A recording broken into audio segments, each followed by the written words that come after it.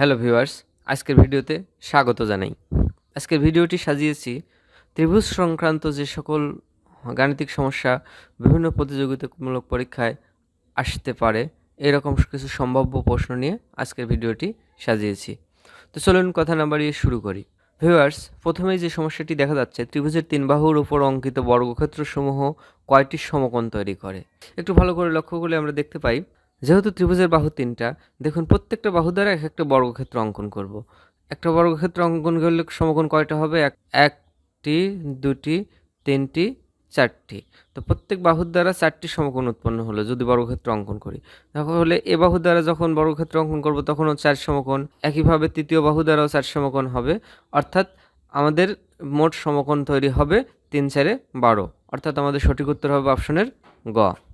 একটি সমবাহু ত্রিভুজের একটি বাহু 16 মিটার, ত্রিভুজটির ক্ষেত্রফল কত? বন্ধুরা, আমরা নিশ্চয়ই জানি সমবাহু ত্রিভুজের ক্ষেত্রফলের সূত্র √3/4 স্কোয়ার। দেখুন মনে আছে কিনা।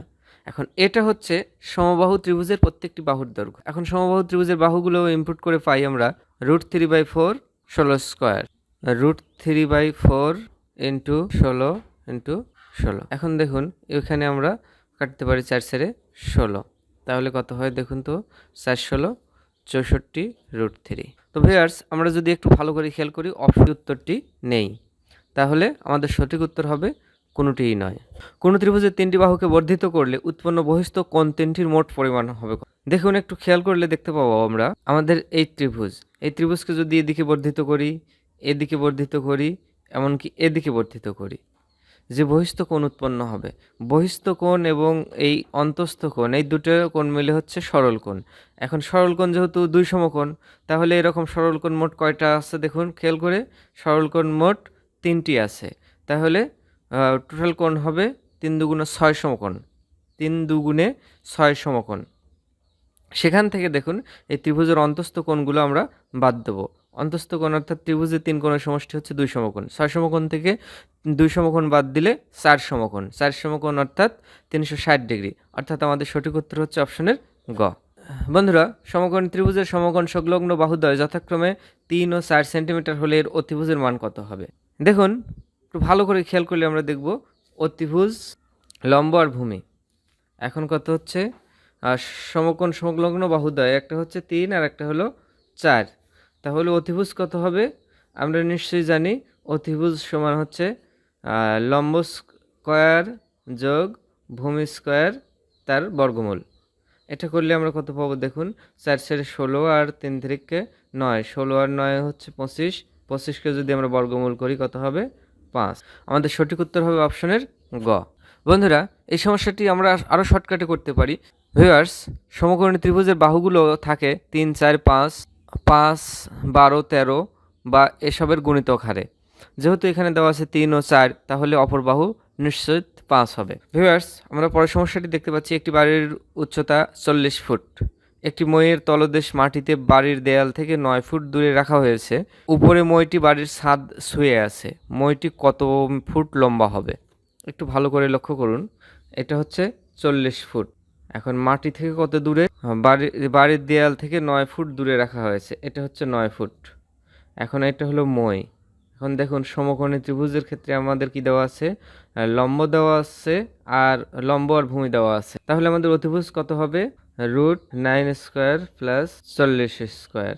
এখন দেখি আমরা 40কে যখন 9কে যখন স্কোয়ার করব কত হয়? 9 9 81। আর 40কে স্কোয়ার করলে কত হচ্ছে? 4 4 1600, যোগ করলে কত হয়? 1681। একে যখন আমরা বর্গমূল করব, বর্গমূল করলে বর্গমূল হবে 41। অর্থাৎ আমাদের সঠিক উত্তর হবে অপশনের ঘ। ভিউয়ার্স, এবিসি ত্রিভুজের এবি সমান এসি এবং কোণ এ সমান 80 ডিগ্রি হলে কোণ বি সমান কত? একটু ভালো করে খেয়াল করবেন, আমরা মাধ্যমিক পর্যায়ে শিখেছি সমান বাহুর বিপরীত কোণগুলো সমান। তাহলে একটু ভালো করে খেয়াল করুন, আমরা একটু ত্রিভুজ আঁকানোর চেষ্টা করি। দেখুন এই এ বি আর এসি সমান, তাহলে দেখুন এ বি এর বিপরীত কোণ এটা আর এসির বিপরীত কোণ এটা, এ দুটো সমান। এখন দেওয়া আছে হলো এ কোণ হচ্ছে 80 ডিগ্রি দেওয়া আছে, তাহলে বাকি দুই কোণের সমষ্টি কত হচ্ছে?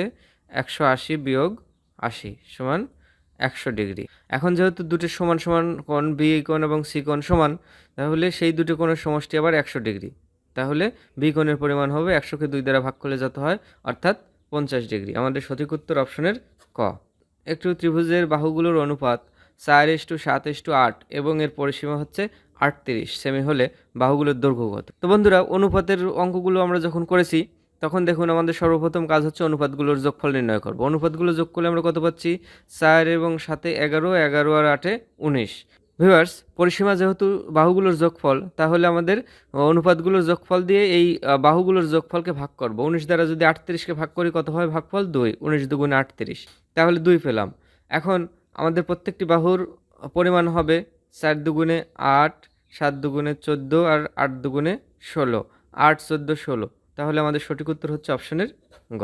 ত্রিভুজের দুইটি কোণের সমষ্টি তৃতীয় কোণের সমান হলে, একটু ভালো করে খেয়াল করুন, ত্রিভুজের দুইটি কোণের সমষ্টি তৃতীয় কোণের সমান হলে ত্রিভুজটি সমবাহু হবে, সমদ্বিবাহু হবে, সমকোণী হবে, কোনোটিই নয়। খেয়াল করুন, যেহেতু আমরা জানি ত্রিভুজের 3 কোণের সমষ্টি কত? 180 ডিগ্রি। এর মধ্যে দুইটি কোণের সমষ্টি তৃতীয় কোণের সমান, অর্থাৎ একটা কোণ যদি x ডিগ্রি হয়, বাকি দুইটা মিলে হবে x ডিগ্রি, অর্থাৎ 2x হচ্ছে 180 ডিগ্রি। তাহলে x সমান কত? x সমান হচ্ছে হলো 90 ডিগ্রি, অর্থাৎ 90 ডিগ্রি সম্বলিত কোণকে আমরা সমকোণী ত্রিভুজ বলি। অর্থাৎ আমাদের সঠিক উত্তর অপশনের গ। 3 কোণ দেওয়া থাকলে সর্বসম ত্রিভুজ আঁকানো যায় না, কারণ সর্বসম ত্রিভুজের শর্ত হচ্ছে 3টি কোণ এবং 3টি বাহু সমান হওয়া লাগবে। সমান ত্রিভুজও তাই, সমানুপাতিক ত্রিভুজও তাই। অর্থাৎ আমাদের সঠিক উত্তর হবে স্বদেশ, অর্থাৎ একই রকম দেখতে সেই ত্রিভুজ আঁকানো যায়। অর্থাৎ আমাদের সঠিক উত্তর হবে ক। ভিউয়ার্স, কোন ত্রিভুজের শিরোকোণের সমাদ্বিখণ্ডক ভূমির উপর লম্ব হলে ত্রিভুজটি, দেখুন একটু ভালো করে খেয়াল করুন, এই যদি ত্রিভুজ হয় শিরোকোণ অর্থাৎ শীর্ষকোণ, শীর্ষকোণের সমদ্বিখণ্ডক ভূমির উপর কি হবে? লম্ব হবে। তো ভূমির উপর লম্ব তখনই হবে যখন অন্তত দুটি বাহু, অর্থাৎ এই বাহু এবং এ বাহু সমান হবে। অর্থাৎ আমাদের সঠিক উত্তর হবে ক, সমদ্বিবাহু। ভিউয়ার্স, সমদ্বিবাহু ত্রিভুজের সমান বাহুদ্বয় বর্ধিত করলে উৎপন্ন কোণদ্বয় হবে, একটু মনোযোগ সহকারে লক্ষ্য করবেন। ভিউয়ার্স, সমদ্বিবাহু ত্রিভুজের সমান যে দুটো বাহু আছে, সেই সমান বাহুগুলোর বিপরীত যে কোণ দুটো আছে সেই কোণ দুটোও সমান। আর একটি ত্রিভুজে যখন দুটি সমান কোণ থাকে, নিঃসন্দেহে সেই কোণ দুটি সূক্ষ্মকোণ। সূক্ষ্মকোণ সংলগ্ন বাহুকে যখন আমি বর্ধিত করব, যে বহিস্থ কোণ উৎপন্ন হবে সেটা নিঃসন্দেহে কি হবে? স্থূলকোণ। কারণ সেই স্থূলকোণ আর সূক্ষ্মকোণের যোগফল, অর্থাৎ বহিস্থ কোণ এবং অন্তস্থ কোণের যোগফল হচ্ছে সরল কোণ বা 180 ডিগ্রি। সূক্ষ্মকোণ এবং আরেকটি কোণের যোগফল যখন 180 ডিগ্রি হবে, তাহলে নিঃসন্দেহে পরবর্তী কোণটি স্থূলকোণ হবে। অর্থাৎ আমাদের সঠিক উত্তর হচ্ছে অপশনের ঘ। একটি ত্রিভুজের মধ্যমাত্রয় পরস্পর সমান হলে ত্রিভুজটি সমবাহু হবে। এটা তো নিশ্চয়ই বুঝতে পারছেন, কারণ মধ্যমা যেহেতু সমান হবে, তাহলে বাহুগুলোও সমান হবে। কোনো ত্রিভুজের অতিভুজের দৈর্ঘ্য দেওয়া থাকলে কতগুলো ত্রিভুজ আঁকানো যায়? একটি মাত্র ত্রিভুজ, দুটি মাত্র ত্রিভুজ? কোনো ত্রিভুজ আঁকা যায় না, অনেকগুলো ত্রিভুজ আঁকা যায়। একটি বাহু এবং একটি কোণ দেওয়া থাকলেই আমরা ত্রিভুজ অঙ্কন করতে পারবো। সেক্ষেত্রে তো ভিউয়ার্স, সেক্ষেত্রে এখানে অনেকগুলো ত্রিভুজ আঁকানো যায়। এটা হবে আমাদের সঠিক উত্তর। বন্ধুরা, ত্রিভুজের শীর্ষবিন্দু হতে বিপরীত বাহুর মধ্যবিন্দুর উপর অঙ্কিত রেখাকে ওই ত্রিভুজের বলা হয় মধ্যমা বলা হয়। বন্ধুরা, এই বিষয়গুলো মুখস্থ রাখার বিষয়, একটু কষ্ট করে মুখস্থ করে নেবেন। ত্রিভুজের বৃহত্তর বাহু সংলগ্ন কোণদ্বয় কেমন হবে? সূক্ষ্মকোণ, স্থূলকোণ, সমকোণ, সরলকোণ। একটু ভালো করে আপনি যদি একটা ত্রিভুজ অঙ্কন করেন যেটাতে একটি বড় বাহু থাকবে এবং দুটি তার চেয়ে ছোট বাহু থাকবে, খেয়াল করুন, দেখুন কোণগুলো নিঃসন্দেহে সূক্ষ্মকোণ হবে। অর্থাৎ আমাদের সঠিক উত্তর হবে অপশনের ক। ত্রিভুজের একটি কোণ অপর দুটি কোণের সমান হলে ত্রিভুজটি সমকোণী ত্রিভুজ হবে। ভিউয়ার্স, একটু ভালো করে লক্ষ্য করলেই বিষয়টি বুঝতে পারবেন। ভিউয়ার্স, কোনো ত্রিভুজের বাহুগুলোর লম্ব দ্বিখণ্ডক 3টি যে বিন্দুতে ছেদ করে তাকে বলে ভরকেন্দ্র, পরিকেন্দ্র, অন্তর্কেন্দ্র, লম্ববিন্দু। তো ভিউয়ার্স, এই বিষয়টিও মুখস্থ রাখার বিষয়। আমরা জানি কোনো ত্রিভুজের বাহুগুলোর লম্ব দ্বিখণ্ডক 3টি যে বিন্দুতে ছেদ করে তাকে পরিকেন্দ্র বলে। অর্থাৎ আমাদের সঠিক উত্তর হবে অপশনের খ। ভিউয়ার্স, আমরা জানি কোনো ত্রিভুজের মধ্যমা 3টি যে বিন্দুতে ছেদ করে তাকে ভরকেন্দ্র বলে। অর্থাৎ আমাদের সঠিক উত্তর হবে অপশনের ক। ভিউয়ার্স, এখানে আমরা দেখতে পাচ্ছি কোনো ত্রিভুজের 3 কোণের সমদ্বিখণ্ডকগুলো যে বিন্দুতে ছেদ করে তাকে বলে ভরকেন্দ্র, পরিকেন্দ্র, অন্তঃকেন্দ্র, লম্ববিন্দু। দেখুন, আমরা জানি কোনো ত্রিভুজের 3 কোণের সমদ্বিখণ্ডকগুলো যে বিন্দুতে ছেদ করে তাকে অন্তঃকেন্দ্র বলে। অর্থাৎ আমাদের সঠিক উত্তর হচ্ছে গ। ভিউয়ার্স, একটি সমকোণী ত্রিভুজের সমকোণ ছাড়া অন্য দুটি কি কোণ? একটু ভালো করে খেয়াল করবেন, আমরা জানি ত্রিভুজের 3 কোণের সমষ্টি 180 ডিগ্রি বা 2 সমকোণ। তাহলে সমকোণী ত্রিভুজ যেহেতু, তাহলে সমকোণ ছাড়া বাকি যে দুটি কোণ আছে সেই দুটি কোণের সমষ্টি হচ্ছে 90 ডিগ্রি। অর্থাৎ দুটি কোণের সমষ্টি যখন 90 ডিগ্রি হবে তখন কোণগুলো নিঃসন্দেহে সূক্ষ্মকোণ। অর্থাৎ আমাদের সঠিক উত্তর অপশনের গ। ত্রিভুজের ভরকেন্দ্র প্রত্যেক মধ্যমাকে কোন অনুপাতে অন্তর্বিভক্ত করে?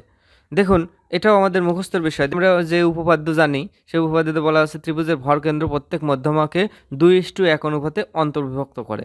অর্থাৎ আমাদের সঠিক উত্তর হচ্ছে অপশনের ক।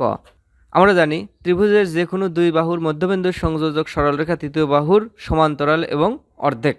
অর্থাৎ আমাদের সঠিক উত্তর হচ্ছে অপশনের গ। বন্ধুরা, ভিডিওটি কেমন লাগলো অবশ্যই কমেন্ট করে জানাবেন। আর কি ধরনের ভিডিও আপনারা চান সেটিও জানাতে ভুলবেন না। ভালো লাগলে একটি লাইক দিবেন। আর যদি চ্যানেলটি এখনও সাবস্ক্রাইব করে না থাকেন তাহলে অবশ্যই সাবস্ক্রাইব করে বেল আইকনটি অলে ক্লিক করে রাখবেন নেক্সট ভিডিওর নোটিফিকেশন পাওয়ার জন্য। ধন্যবাদ।